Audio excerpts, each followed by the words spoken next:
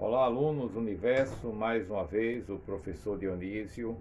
Hoje nós iremos dar continuidade, não é, ao capítulo 9, quando nós falamos de jogos de linguagem, né? Vocês já devem ter visto aí a, o conteúdo, né, com jogos de linguagens e dando continuidade, nós estamos vendo hoje articulação para a criação de humor. A linguagem, ela também tem uma importante participação quando a gente fala na criação de humor, né? Nós temos aí vários exemplos de humoristas, né? Que têm sucesso em suas carreiras, né? Por conta do jogo de linguagem que eles fazem, mais precisamente no humor, né? Naquilo que nós estamos querendo dizer. É, o humor, gente, ele tem uma participação importante na saúde, né, da gente, porque quando você leva a vida com humor, isso não quer dizer que você não leve a vida com irresponsabilidade, não. O humor, ele até mesmo fortalece o sistema imunológico, né? Então, ele previne até, de certa forma, algumas situações de vida, tá? E isso pode até mesmo fortalecer o seu sistema, o nosso sistema imunológico, né? Quando a gente tem na vida, né, o humor como também prioridade, né? E me parece, né, pelo que eu vejo, e vou dar um exemplo aqui, que pessoas que vivem de bom humor, né, elas são mais motivadoras, são mais esperançosas, né?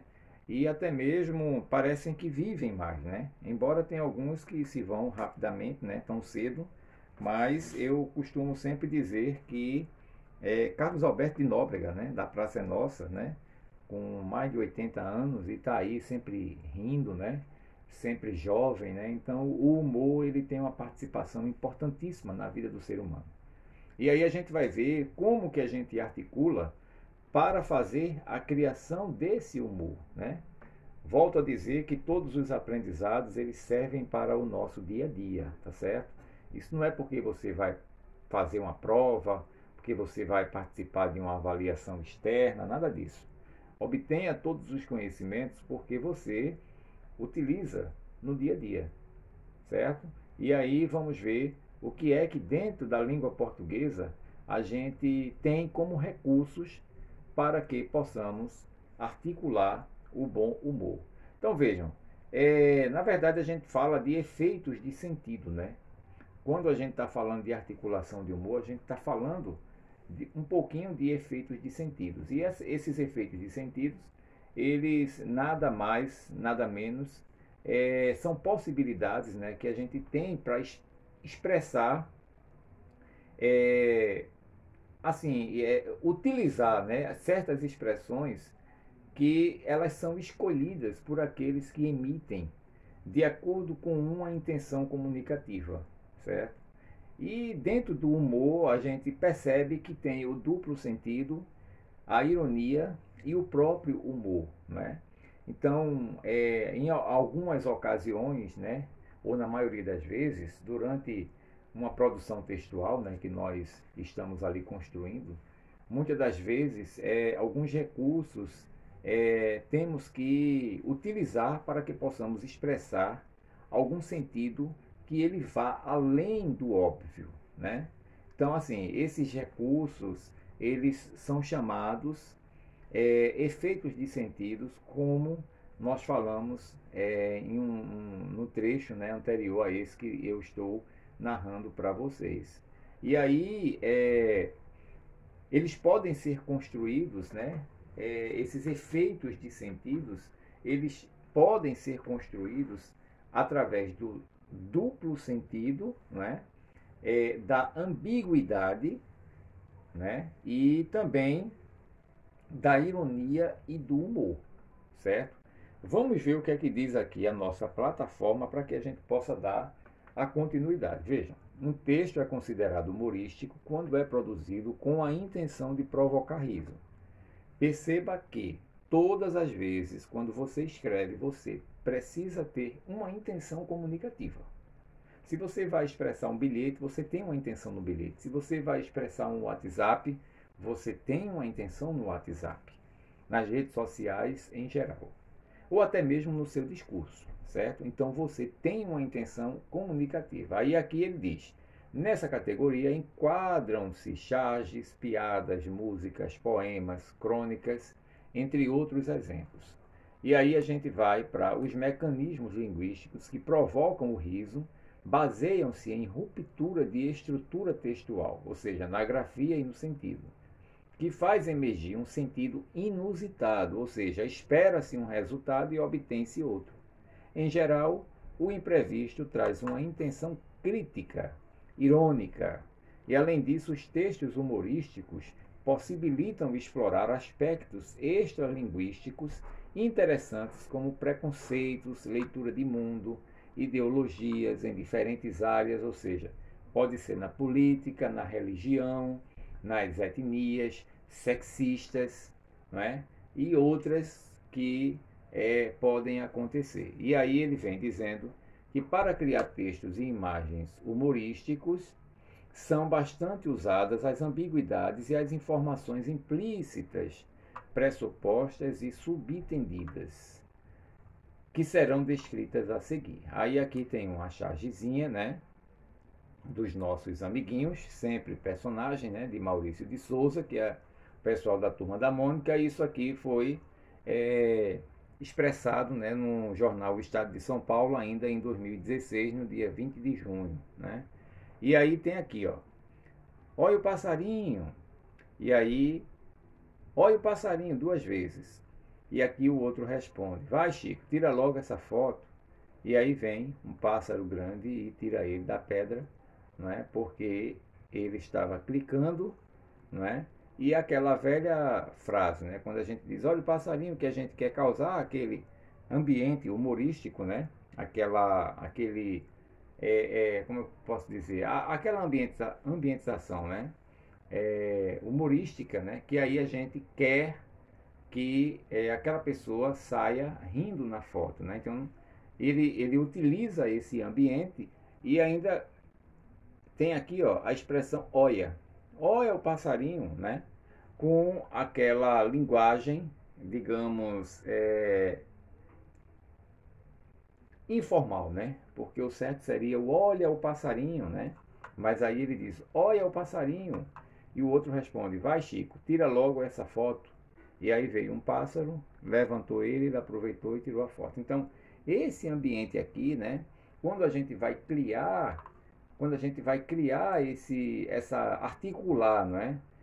Para essa criação do humor, então a gente tem esse jogo de linguagem que é necessário para que a gente possa gerar o humor, né? Provocar o riso, né? E isso vem através de charges, de piadas, de músicas. Dentro da música a gente tem as rimas, não é? As rimas intencionais, as rimas, né? Por exemplo, se você pegar uma música de Caju e Castanha, você vai ver que durante toda a música, 90% da criação de música desses repentistas, né? É gerada, né? Através do humor, através das rimas, né? E com certas intencionalidades comunicativas, a fim de passar uma mensagem para o leitor e ali provocar o humor, né? Provocar o riso, né? Nós temos também as piadas, né? Que quando criada, né? Também com uma certa intenção comunicativa, arranca risos, né? E nós temos inúmeros, aqui mesmo no Nordeste nós temos o famoso Zelezinho da Paraíba, né? Que é da Paraíba, que na maioria das vezes está sempre por aqui, né? Por Pernambuco, e viaja, né? O país inteiro levando as piadas nordestinas, né? Arrancando riso Brasil afora, né? E temos tantos e tantos outros, são muitos exemplos, né? E aí vamos lá. Então a gente já sabe que na criação do humor, esse jogo de linguagem, né? Ele faz parte para a criação desse ambiente, né? Que vai provocar o riso, que vai provocar aquele humor de uma certa forma esperado ou até mesmo inesperado. E dentro, né, dessa articulação que nós estamos fazendo, né, a gente tem aqui um filme bem rápido do Alto da Compadecida que vocês vão rapidinho, tá? Na paróquia de Itaperoá vai passar A Paixão de Cristo, um filme de aventura que mostra um cara sozinho, desarmado, enfrentando o Império Romano todinho. Não percam a história de um vivente que é Deus e homem ao mesmo tempo. Um filme de mistério, cheio de milagres e acontecimentos do outro mundo. A Paixão de Cristo. Deixa eu repetir para vocês, talvez vocês tenham pego. Vamos lá. Na paróquia de Itaperoá vai passar A Paixão de Cristo, um filme de aventura que mostra um cara sozinho, desarmado, enfrentando o Império Romano todinho. Não percam a história de um vivente que é Deus e homem ao mesmo tempo. Um filme de mistério, cheio de milagres e acontecimentos do outro mundo. A Paixão de Cristo.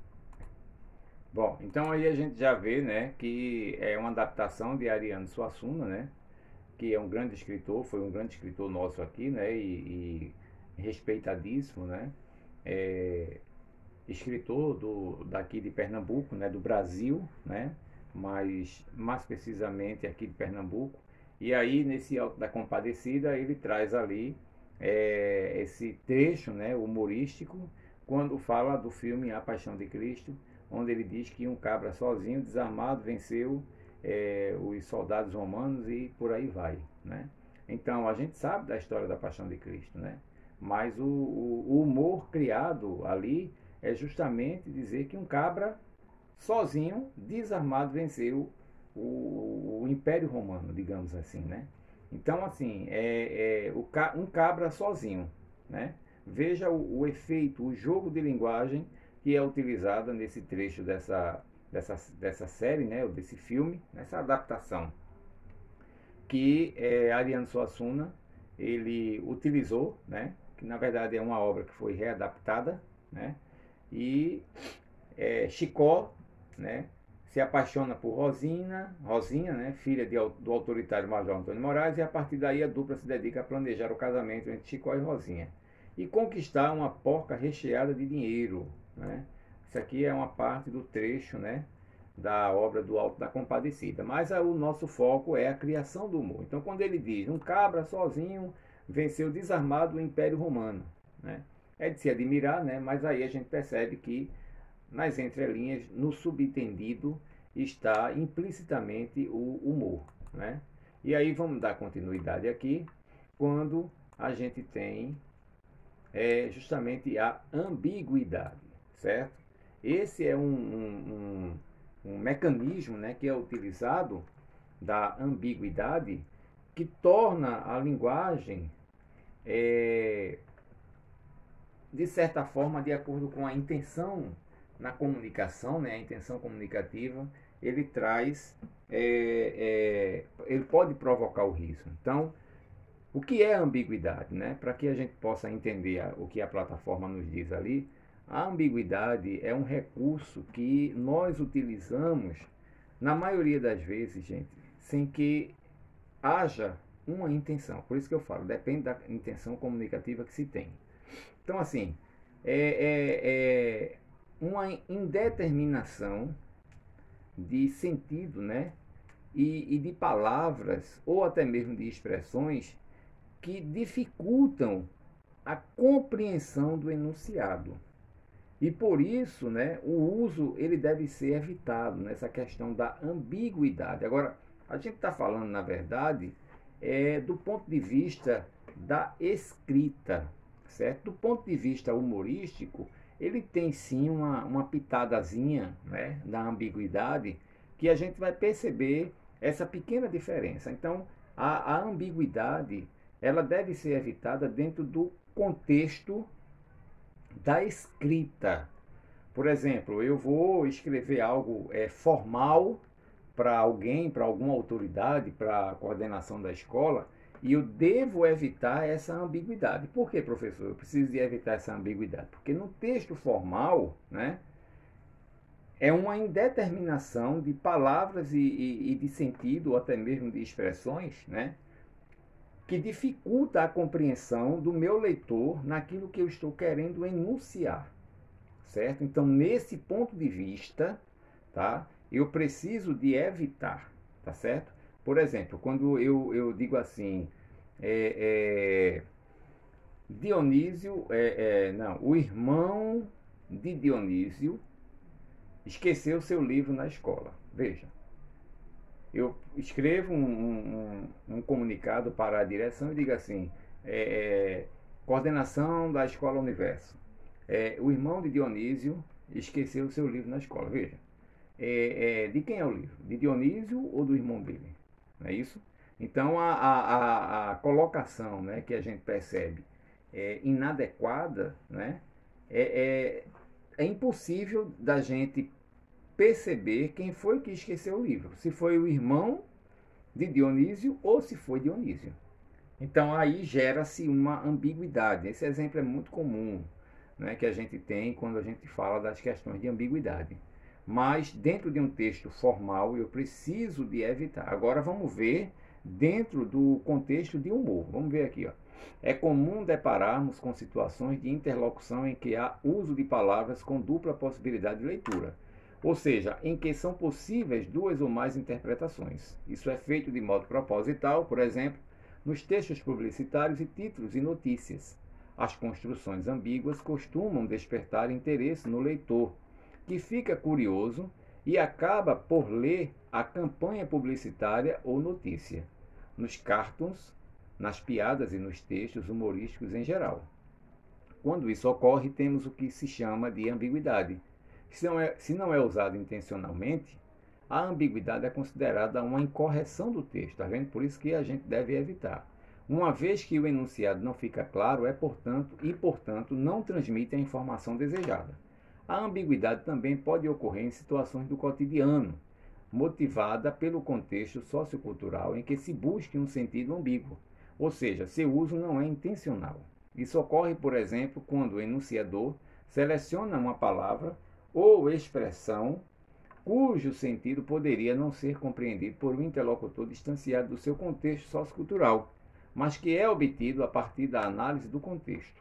Quando a cozinheira diz que vai afogar o arroz, entende-se que ela vai, evidentemente, refogá-lo. Nesse caso, a leitura do mundo e o contato do nativo com a língua permitem a compreensão. Aí ele diz, há dois tipos de ambiguidade. Polissêmica ocorre quando a palavra usada tem mais de um significado. Para que você entenda, é importante que você saiba o que é a polissemia, né?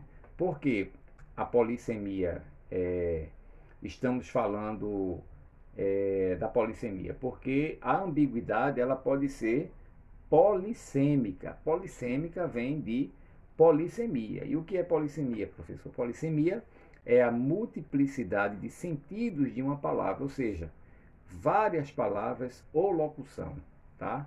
Quando a gente diz assim, prato, vasilha, né? Comida,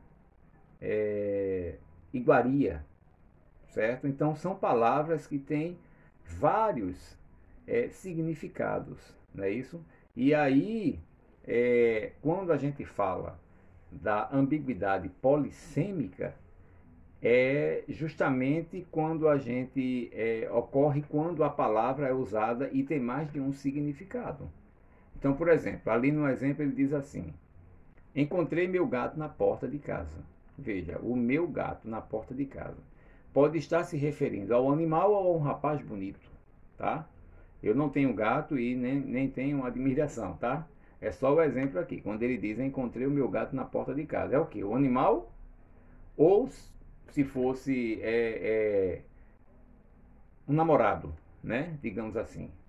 E aí pode estar se referindo ou ao animal ou a um rapaz. Então, estrutural, normalmente vista como defeito na construção do texto. Ocorre em várias situações, como pronome possessivo mal colocado. Então, quando ele diz aqui, meu gato, ele está querendo dizer o quê? É um animal ou um rapaz, né? E aí vem outro exemplo. Marta, a Carla saiu e levou a sua bolsa. De quem é a bolsa, né? Então veja a má estruturação sintática, certo? Quando ele diz, o guarda noturno caiu de cadeira, da cadeira que estava dormindo. Quem estava dormindo?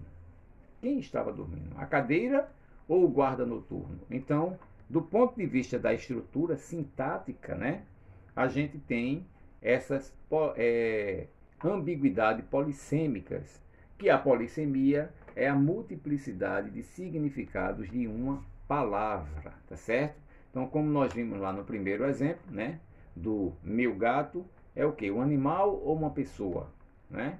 Marta, a Carla saiu e levou a sua bolsa. Levou a bolsa de quem, né? A da Marta ou a da Carla? O guarda noturno caiu da cadeira que estava dormindo. Quem estava dormindo? A cadeira ou o guarda noturno? E aí vem a continuação do texto, quando ele diz: a ambiguidade também pode ocorrer em textos não verbais, como nesta instalação do artista Márcio Galan, em que o jogo de cores cria a percepção de existência de vidros quando não há nenhum. Nesse caso, a ambiguidade visual é criada por uma ilusão de ótica. Está vendo aqui, ó? Não sei se dá para vocês perceberem, mas é como se tivesse aqui várias camadas de vidro, né? Mas, segundo o texto aqui, é apenas uma percepção, que não há o vidro. Então, a ambiguidade em que nós estamos falando, né, pode ocorrer em textos não verbais, não é isso? Quando ele fala ali do exemplo do artista Márcio Galan, né, que na verdade é apenas um jogo de cores, mas a ambiguidade dentro de um texto basicamente funciona como esse jogo de cores, que aparentemente é uma coisa e de fato não é, certo? Então vamos lá. Aí a gente tem aqui, ó, os subentendidos, né? Subtendido. Vamos ver o que é subtendido. Subtendido ocorre quando há insinuações veladas de uma afirmação. Deixa-se a cargo do ouvinte a responsabilidade de captar a mensagem ocultada, já que o falante se esconde por trás das palavras e assim se protege, podendo inclusive negar a intenção explicitada pelo ouvinte, se isso lhe for conveniente. E aí ele diz, veja o exemplo, João comprou um apartamento luxuoso em Miami. Fica subentendido que João tem dinheiro suficiente para pagar um imóvel de alto preço, que é um investidor que gosta de viajar, que quer desviar dinheiro do país. No entanto, essas inferências não são explícitas. Elas podem ou não ser associadas ao texto. O fato é que o texto dá margem a todas essas leituras. Ou seja, tudo isso está subentendido. Na tirinha abaixo, a opinião de Helga e o fato de Hagar caminhar em posição recuada nos levam a crer que para a Viking, contrariando o ditado do primeiro quadrinho, Hagar não seria um homem. O humor da tirinha é causado então pelo uso de uma informação implícita subentendida. Então vamos lá. Antes de mostrar essa tirinha, o subentendido, gente, é aquilo como o texto diz. Fica a cargo do leitor, né? Quando ele faz a leitura e, de acordo com o conhecimento de mundo, né, ele vai fazer essa leitura, né? E aí, geralmente, é como se a gente imaginasse que fosse algo e que na verdade não é, certo? Então, o subentendido, ele traz essa ideia, né?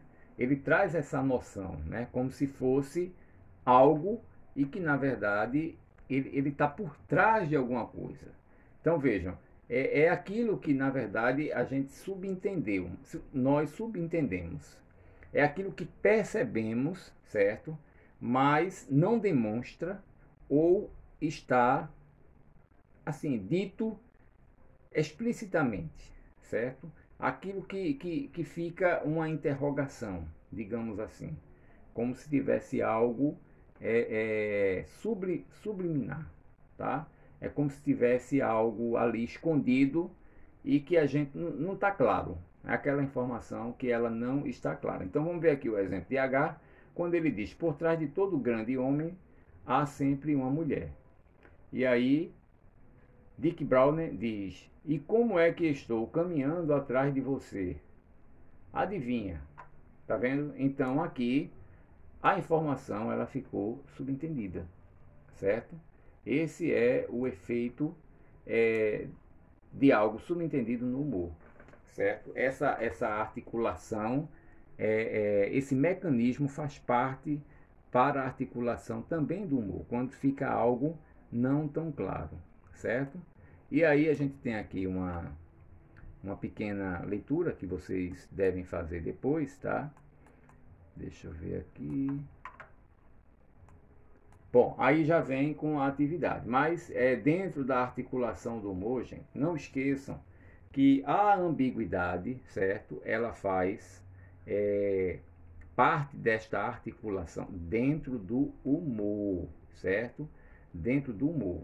E aí, como efeitos de sentido, nós temos o duplo sentido, certo? A ambiguidade, tá? E aí a gente vai estudando mais essa parte, mas deixar claro para vocês que todo